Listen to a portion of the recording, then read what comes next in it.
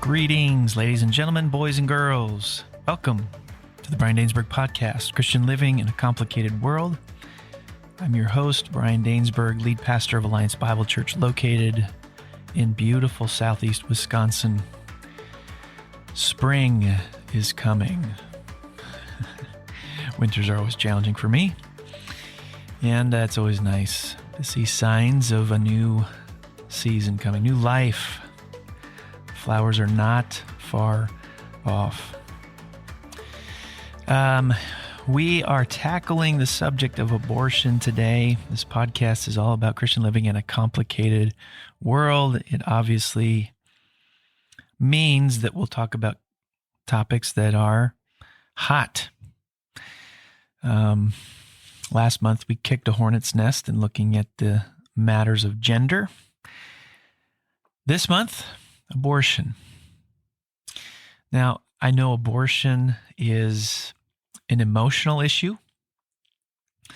It is a controversial issue, but it's not complicated. It's pretty simple. We've made it complicated, but it's a pretty simple subject to address. The bottom line in the question that I want you to think through and wrestle with is this. Very simple question. What is the unborn? What is the unborn? If the unborn are human, the issue is settled. Abortion is killing humans. Now, I know the arguments get murky within this, and I'll reflect on some of those. But when talking with people about this, a key question I keep coming back to is just a very simple one.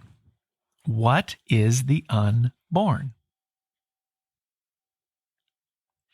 Now, before we get into a defense of the pro-life issue, I want to think for a moment about the biblical implications for this issue.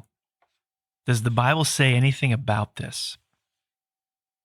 So I want to begin by looking at biblical arguments for this, and then we'll look for giving a defense of the pro-life position. Let's consider some biblical arguments.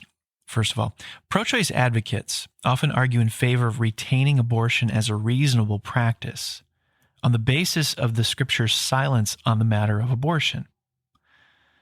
But a good Bible reading, argument based on silence, is not one you want to rest your case on, not solely anyway.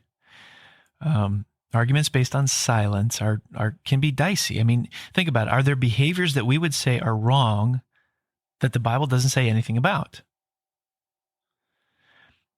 For example, the Bible is silent on the issue of using the justice system to punish those from the LGBTQ community. Would we say it's morally okay to issue the death sentence to someone from that community on the basis of their participation in the LGBTQ world? So, no, of course not. Just because the Bible doesn't expressly condemn something doesn't mean it automatically condones it. Bible reading 101. Just because the Bible doesn't expressly condemn something doesn't mean it automatically condones it. You've got to take a step back when you're looking at the Bible on this issue and ask a more fundamental question before you dive in, and that's this. Who or what was the Bible written for? Remember, the Bible has a specific target audience, God's people, Israel in the Old Testament, the church in the New Testament. It might be safe to conclude that while sexual immorality was a problem for God's people all throughout biblical history, and thus it needed to say something about it, it also means that abortion was not a problem for God's people throughout biblical history because they weren't practicing it, which may explain the Scripture's silence on it. Now, we can go farther than that, piecing together what the Scripture records. We can say human beings have value because of their intrinsic worth by virtue of being made in the image of God, which is why the shedding of innocent blood is forbidden. Genesis 1, Genesis 9, Exodus 23, etc. I think we can also conclude that children were seldom unwanted or viewed as an annoyance, but as gifts from God. Genesis 17, Genesis 33, Psalm 113, Psalm 127.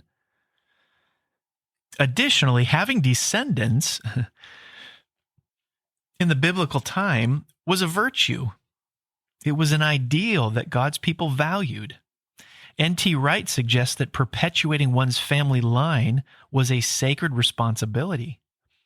Continuance of it was not just a matter of keeping the family name alive, but it was part of the way God's promises for Israel and through Israel, the whole world would be fulfilled. So it shouldn't surprise us then that things like barrenness and sterility were viewed as a curse, a source of great shame and sorrow. Germaine Grissedge sums it up nicely. Writes, among a Hebrew people who saw children as a gift and barrenness as a curse, it was virtually unthinkable that any woman from that culture would desire an abortion. Michael Gorman has compiled material from the first century Jewish literature that talks about how people of that time were thinking about these things. The sentences of facilities, some written somewhere between 50 BC and 50 AD, writes this: a woman should not destroy the unborn babe in her belly, nor after its birth throw it before the dogs and vultures. The Sibylline oracles include among the wicked those who produce abortions and unlawfully cast their offspring away. And it also condemned sorcerers who dispense abortifacients. First Enoch, written in about the 1st or 2nd century BC, says that an evil angel taught humans how to smash the embryo in the womb. Josephus was a 1st century Jewish historian, wrote this: the law orders all the offspring be brought up and forbids women either to cause abortion or to make away with the fetus. A woman who did so was considered to have committed infanticide because she destroyed a soul and hence diminished the race. So you've got this 1st century Jewish mindset towards abortion that's clearly opposed to it. That stands in opposition to how Roman culture viewed it. Roman culture sanctioned abortion. You've got Cicero records that according to the 12 tables of Roman law, deformed infants shall be killed. Plutarch spoke of those who said, offered up their own children, and those who had no children would buy little ones from poor people and cut their throats as if they were so many lambs or young birds. Meanwhile, the mother stood by without a tear or moan. Early Christian literature condemned abortion against the backdrop of this bleak Roman culture. The Hebrew sanctity of human life ethic provided the moral framework for early Christian condemnation of abortion and infanticide. For instance, in the Didache, which was written between 85 and 110 AD, commands, quote, "Thou shalt not murder a child by abortion, nor kill them when born." Another non-canonical early Christian text, the letter of Barnabas, written in about 130 AD, said, "You shall not abort a child, nor again commit infanticide." Added to all this are specific texts. We could start with Exodus 21:22. In that passage, it explicitly calls the unborn a child. So the Hebrew word used to describe a 4-year-old is the same word used to describe an unborn child. Psalm 139 tells us God creates the unborn just as he created Adam and Eve. Imagine watching a sculptor working to shape an elaborate figure out of stone, and while she's engaged in this great feat, someone comes along, picks it up, and smashes it against the floor. Would anyone be outraged? We're dealing in that instance with stone. With abortion, we're dealing with life. In the womb, God is in the middle of forming and developing this life. Jeremiah 1:5 says, "Before I formed you in the womb, I knew you. And before you were born, I consecrated you. I appointed you a prophet to the nations. Now notice God is addressing Jeremiah as though he is a person through the use of personal pronouns. You, I formed you in the womb. I knew you before you were born. I consecrated you. So on balance, at the very least, we can say there is no support for the practice of abortion in the Bible. But I think the evidence is stronger than that. The Bible forbids it. Now, how do we defend this, though, to the world? What about those who reject the Bible as an authoritative source? Before I insert kind of a biblio-philosophical approach within this, I want to return to the question I mentioned at the start. What is the unborn? Scott Klusendorf focuses the conversation on this by creating a fictitious but realistic conversation between two people over the issue of abortion in the instance of rape. It's a conversation that happens between Pam and Emily. Here's how it goes. Pam says, "But what about a woman who's been raped? Every time she looks at that kid, she's going to remember what happened to her. If that's not hardship, what is?" And Emily responds saying, "I agree that we should provide compassionate care for the victim, and it should be the best care possible. That's not an issue here. It's your proposed solution I'm struggling to understand. Tell me, how should a civil society treat innocent human beings who remind us of a painful event? Is it okay to kill them so we can feel better? Can we, for example, kill a toddler who reminds her mother of a rape?" Pam responds, "No, I wouldn't do that." And Emily says, "I wouldn't either. But again, isn't that because you and I both agree that it's wrong to kill innocent human beings, even if they do remind us of a painful event?" And Pam says, "But you don't understand how much this woman has suffered. Put yourself in her shoes. How would you feel?" And Emily says, "You're right. I don't understand her feelings. How could I? How could anyone? I'm just asking if hardship justifies homicide. Can we, for instance, kill toddlers who remind us of painful events?" Again, my claim here is really quite modest. If the unborn are members of the human family, like toddlers, we should not kill them to make someone else feel better. It's better to suffer evil rather than to inflict it. Personally, I wish I could give a different answer, but I can't without trashing the principle that my right to life shouldn't depend on how others feel about me. In the end, sometimes the right thing to do is not the easy thing to do. And what's right depends on the question, what is the unborn?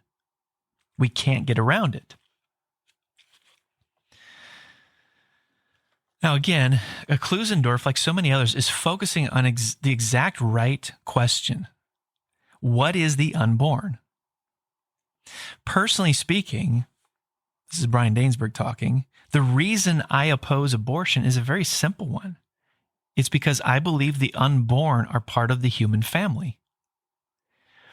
Unless it can be clearly established the unborn are not human, the issue of abortion shouldn't be complicated. It's clear cut. It may be emotional, it may be controversial, but it's not complicated. Let me come at this from a slightly different angle. There are numerous pro-choice advocates who will say, even though the law should protect a woman's right to elective abortion, we should do all we can to limit them as much as possible. I have never understood that. This idea that the law should protect a woman's right to elective abortion, coexisting with we should do all we can to limit them as much as possible. That just seems to me to be a self-defeating statement. It seems to be untenable to me for this reason. If the unborn are not part of the human family, it would seem to me having an elective abortion requires no more justification than having a tooth pulled. Who cares? Why try to limit it? Now, to get around this, some pro-choice advocates will say the unborn are human, but not persons. They separate humanness from personhood. Now, this is important. This is why you've got to go back to the Bible. Does the Bible back that up? And obviously not. The Bible doesn't split human beings into categories of persons and non-persons. In fact, as I listen to that, it sounds eerily similar to something in our nation's past that continues to haunt us to this day. Abortion choice advocate Marianne Warren takes this approach of dividing humans into two groups, persons and non-persons. A person, she asserts, is a living entity with feelings, self-awareness, consciousness, and the ability to interact with his or her environment. Because a fetus has none of these capabilities, it cannot be a person with rights. Well, how would you address that? How would you respond to that? Stephen Schwartz helpfully outlines an acrostic. The acrostic is SLED, S-L-E-D, that I think is a helpful tool in engaging this approach to our humanity. It goes like this. SLED, S, size. Yes, embryos are smaller than newborns and adults. But why is that relevant? Do we really want to say that large people are more human than small ones? Men are generally larger than women, but that doesn't mean they deserve more rights. Size doesn't equal value. L, level of development. True, embryos and fetuses are less developed than you and I, but again, why is this relevant? 4-year-old girls are less developed than 14-year-old ones. Should older children have more rights than their younger siblings? Some people say that self-awareness makes one human. But if that is true, newborns do not qualify as valuable human beings. Remember, 6-week-old infants lack the immediate capacity for performing human mental functions, as do the reversibly comatose, the sleeping, and those with Alzheimer's disease. E, environment. Where you are has no bearing on who you are. Does your value change when you cross the street or roll over in bed? If not, how can a journey of 8 inches down the birth canal suddenly change the essential nature of the unborn from non-human to human? If the unborn are not already human, merely changing their location can't make them valuable. D, degree of dependency. If viability makes us valuable human beings, then all those who depend on insulin or kidney medication are not valuable and we may kill them. Conjoined twins who share blood type and bodily systems also have no right to life. See, humans have value because they are human, not because of some characteristic they may acquire or lose during their lifetime. Again, Scott Klusendorf illustrates this. He says, suppose you're in a terrible motorcycle accident that leaves you comatose for 2 years. During that time, you lack the immediate exercisable capacity for self-awareness and have no sense of yourself existing over time.